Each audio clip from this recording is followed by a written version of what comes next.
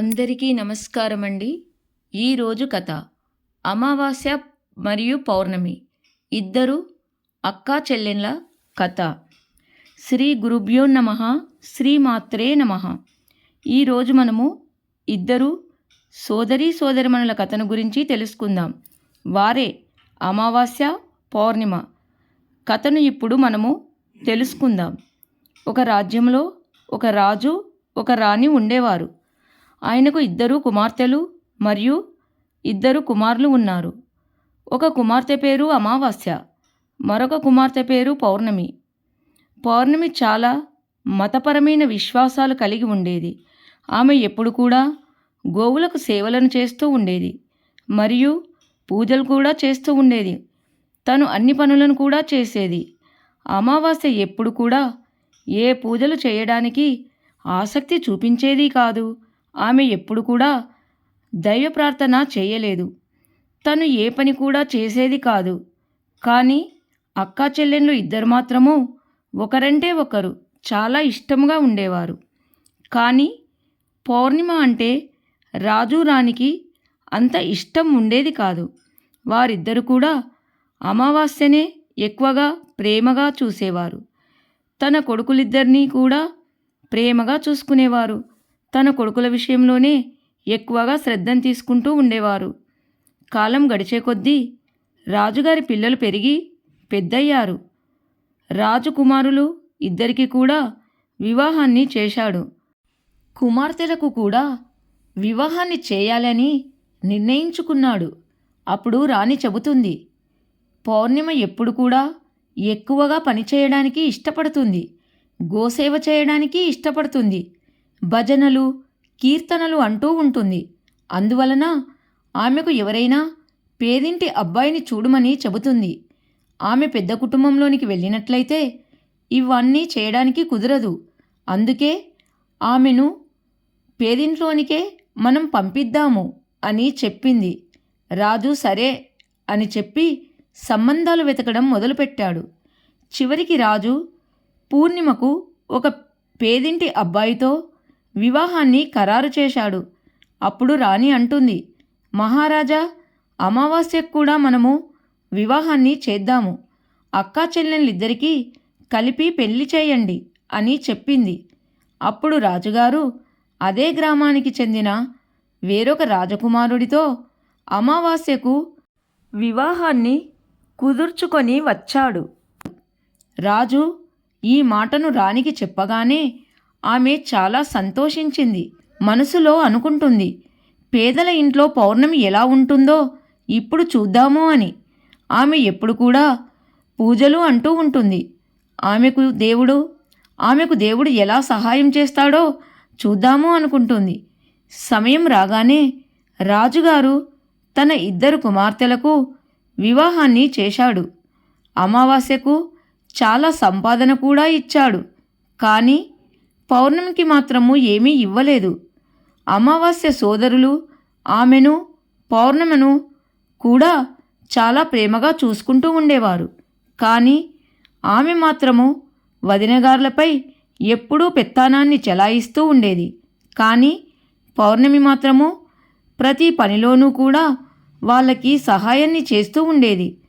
అమావాస్య పౌర్ణిమ ఇద్దరు కూడా తమ అత్తగారింటికి వెళ్ళిపోయారు. కొన్ని రోజుల తర్వాత అమావాస్య తమ ఇంట్లో శివచర్చని ఏర్పాటు చేసుకుంది. ఆమె ఊరిలో అందరినీ పిలిచింది. కానీ తన సోదరి పౌర్ణమిని పిలవలేదు. పౌర్ణమి తన ఇంటి గుమ్మం దగ్గరే కూర్చొని ఉంది. ఆ ఇంటి ఆడవాళ్ళు, మీ చెల్లెలి ఇంట్లో ఈరోజు ఈశ్వర చర్చ జరుగుతుంది, నువ్వు రావా అని అడిగారు. అప్పుడు పౌర్ణమి చెబుతుంది, నన్ను పిలవలేదు, నేను ఎలా రాగలను అని చెప్పింది. అప్పుడు ఆ గ్రామంలోని మహిళలు అన్నారు, దైవచర్చ జరుగుచున్నప్పుడు ఎవరు పిలవాలని ఏమీ లేదు, ఎవరైనా సరే వెళ్ళవచ్చు. అందువలన నువ్వు కూడా మాతో రమ్మని పిలిచారు. అప్పుడు పౌర్ణమి ఆ చర్చకు వెళ్ళింది. అమావాస్య పౌర్ణమిని చూసి, నేను నిన్ను పిలవనప్పుడు నా ఇంటికి ఎందుకు వచ్చావు అని కోపంగా చెప్పింది. వస్తే వచ్చావు, కానీ నిశ్శబ్దంగా ఒక చోట కూర్చొని ఉండు, అటూ ఇటూ తిరగకు అని చెప్పింది. తన పేదరికం గురించి చాలా ఎగతాళి చేసింది. ఆమె శివుణ్ణి ప్రార్థించడం ప్రారంభించింది. ఓ మహాదేవా, నువ్వు నా పట్ల ఎప్పుడు దయ చూపిస్తావు?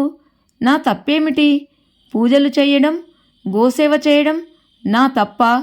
పని చేయడం నా తప్ప? దేవుడెప్పుడు నన్ను కరుణిస్తాడు అనుకుంటూ ఆమె దేవుణ్ణి వేడుకుంటూనే ఉంది. ఆ శివచర్చ మొత్తం కూడా పూర్తయిపోయింది. కానీ అమావాస్య ప్రసాదాన్ని పౌర్ణమికి ఇవ్వలేదు. ఆమె అక్కడి నుండి తిరిగి వచ్చేసింది. ఆమె దారిలో అనుకుంటుంది, నేనిప్పుడు ప్రసాదాన్ని తీసుకొని వెళ్లకుండా ఇంటికి వెళ్ళినట్లయితే నా పిల్లలు ప్రసాదాన్ని అడుగుతారు. అప్పుడు నేను వారికి ఏ సమాధానాన్ని చెప్పాలి అనుకుంటూనే ఉంది.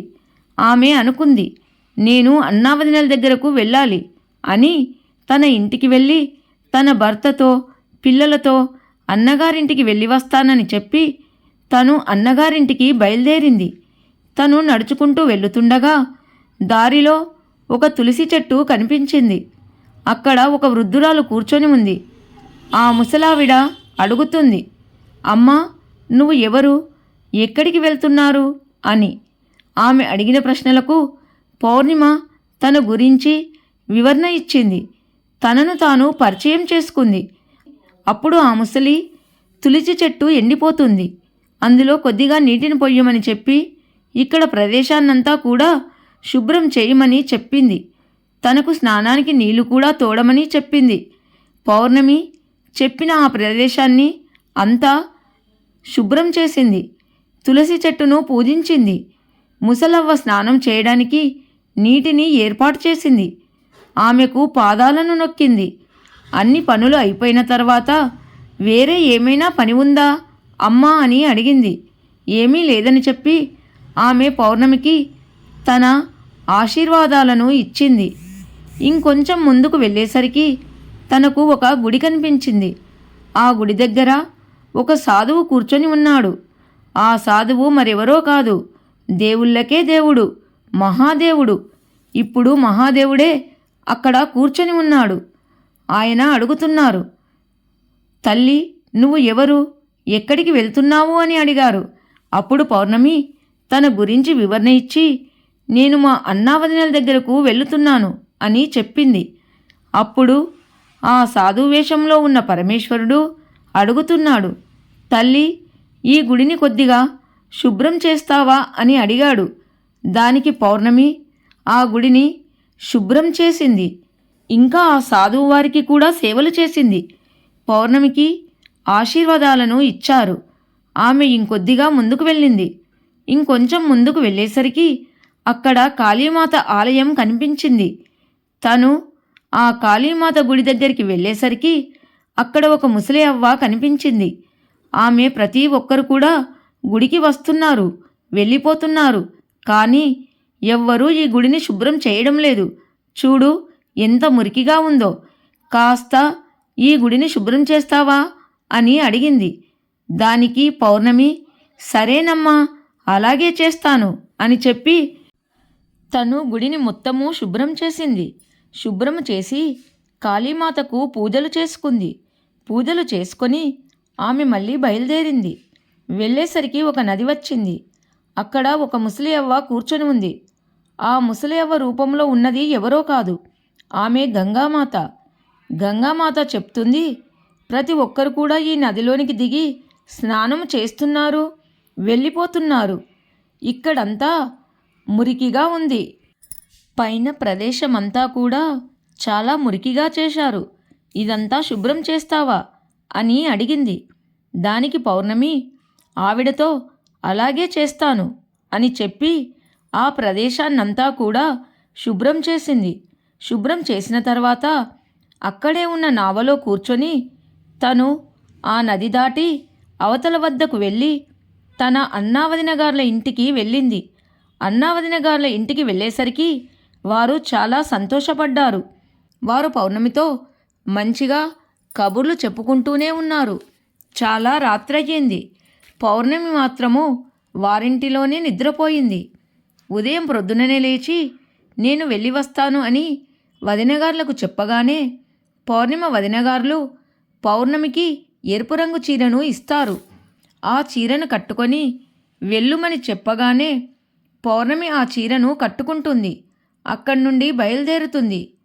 ఆమె బయలుదేరుతుంటే వదినలు పౌర్ణమికి ఒక సంచిని ఇచ్చి తీసుకొని వెళ్ళుమని అంటారు. పౌర్ణమి వాటిని తీసుకొని బయలుదేరింది. వచ్చినప్పుడు ఎక్కిన నావనే ఎక్కి యువతలి గట్టుకు వచ్చింది. అక్కడ గంగామాత రూపంలో ఉన్న ముసలి అవ్వ కూర్చొని ఉంది. ఆమె పౌర్ణమిని పిలిచి ఒక సంచిని ఇస్తుంది. ఆ సంచిని తీసుకొని ఇంకొంచెం ముందుకు వస్తుంది. అలా ముందుకు వచ్చేసరికి కాళీమాత ఆలయం కనిపిస్తుంది. అక్కడికి వెళ్ళగానే అక్కడ కూర్చున్న ముసలి అవ్వ కూడా ఒక సంచిని ఇచ్చింది. ఆ సంచిని కూడా తీసుకొని మళ్ళీ ఇంకా కొంచెం దూరం బయలుదేరింది. దారిలో ఉన్న పరమేశ్వరుడు కూడా మరి ఒక సంచిని ఇచ్చాడు. దానిని తీసుకొని మరికొంచెం దూరం వెళ్ళింది. అక్కడ తులసీమాత కనబడుతుంది. అక్కడ ఉన్న ముసలి అవ్వ కూడా సంచిని ఇస్తుంది. వీటినన్నిటినీ తీసుకొని తన ఇంటికి వెళ్తుంది పౌర్ణమి. ఇంటికి వెళ్ళిన తర్వాత మొదట తన అన్నావదినలు ఇచ్చిన సంచిని విప్పుతుంది. విప్పగానే అందులో మిఠాయిలు ఉన్నాయి మరియు కొత్త బట్టలు ఉన్నాయి. అవిటిని తీసి మిఠాయిలు, కొత్త బట్టలు పిల్లలకు ఇచ్చింది. తర్వాత గంగామాత ఇచ్చిన సంచిని తెరచి చూసింది. దాని నిండా బంగారము, చాలా ధనం ఉంది. మరియు కాళీమాత ఇచ్చిన సంచిని విప్పేసరికి దాని నిండా కూడా ధనము, ధాన్యాలు ఉన్నాయి. తర్వాత పరమేశ్వరుడు ఇచ్చిన సంచిని విప్పింది. దాని నిండా కూడా ధనధాన్యాలు ఉన్నాయి. పౌర్ణమి చాలా సంతోషపడింది. ఆమెకు ఆ ఇంట్లో ఎటువంటి ఇబ్బంది లేదు, ఏ లోటు లేదు. తాను చాలా సంతోషంగా ఉంది. ఇలా కొంతకాలం తర్వాత తాను కూడా శివచర్చను చేసుకోవాలని అనుకున్నది.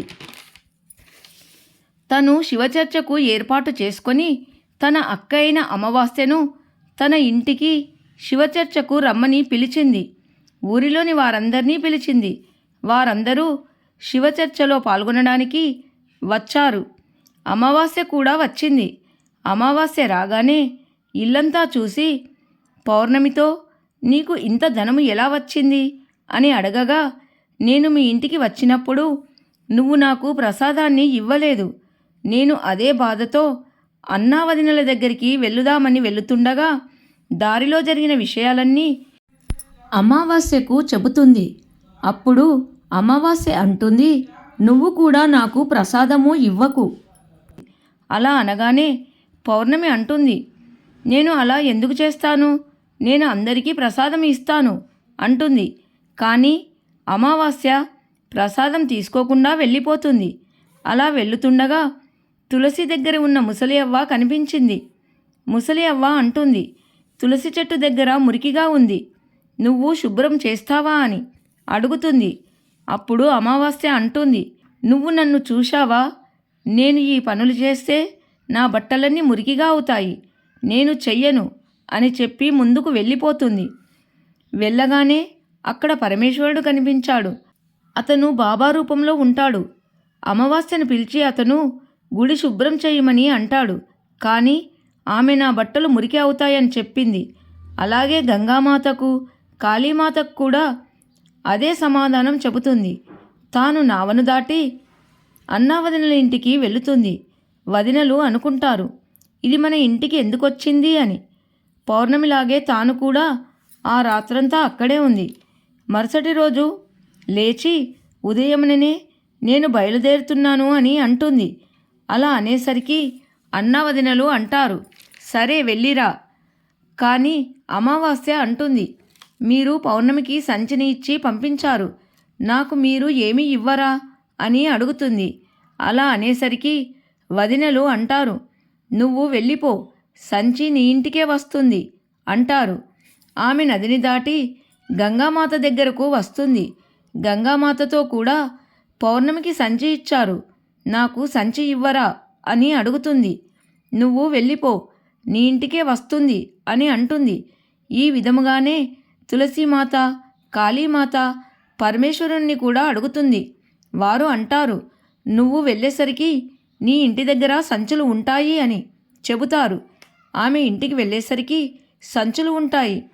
అమావాస్య ఆ 5 సంచులను తెరిచి చూసేసరికి పాములతోనూ, తేళ్లతోనూ, రాళ్లతోనూ, మట్టితోనూ ఉంటాయి.